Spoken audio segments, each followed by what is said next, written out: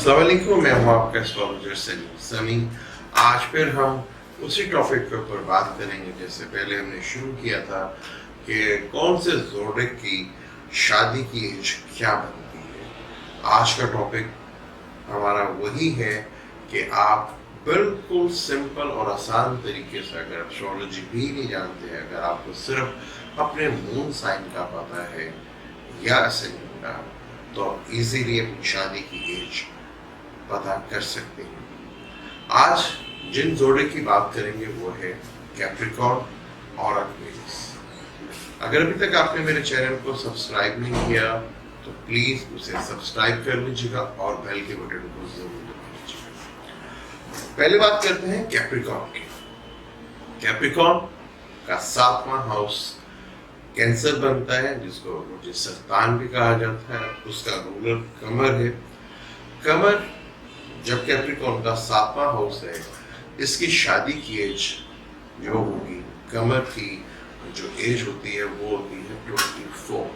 यानी वो जल्दी वाले यानी कैप्रिकॉर्न वालों की शादी की एज, अगर उनका मून कैप्रिकॉर्न या असेंडेंट कैप्रिकॉर्न का है तो उनकी शादी की एज बनेगी 24। सैटर्न इसका रूलर है और 7वां हाउस कैंसर का है। तो कैंसर जिसका ताल्लुक कमर से है, मून से है। मून की एज जो है वो 24 है। 24 की एज में आपकी शादी होनी चाहिए जिनका मून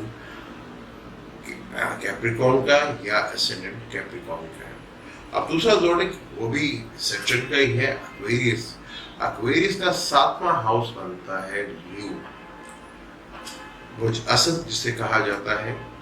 बुर्ज असद अगर आपका 7वां हाउस है तो एक्वेरियस वालों की शादी की एज बनेगी 22। बुर्ज एक्वेरियस वालों की शादी की उम्र जो है वो 22 बनती है। अगर इस एज में आपकी शादी नहीं होती तो डेफिनेट फिर आपको किसी अच्छे एस्ट्रोलॉजर से कंसल्ट करना चाहिए। अपने 7वें हाउस के बारे में पता करना चाहिए। क्या आपका 7वां हाउस खराब तो नहीं या 7वें का मालिक खराब तो नहीं। फीमेल की कुंडली में जुपिटर भी शादी का कारक माना जाता है। मार्स और वीनस को भी शादी का कारक कहा जाता है। हमारा ये जो हिस्सा है वो सिर्फ बहुत आसानी से, चाहे आप एस्ट्रोलॉजी जानते हैं या नहीं जानते, अगर आपको अपना मून साइन या असेंडेंट का पता है, जैसे कैप्रिकॉर्न और एक्वेरियस। कैप्रिकॉर्न की शादी की एज 24 है और एक्वेरियस वालों की शादी की एज 22 बनती है।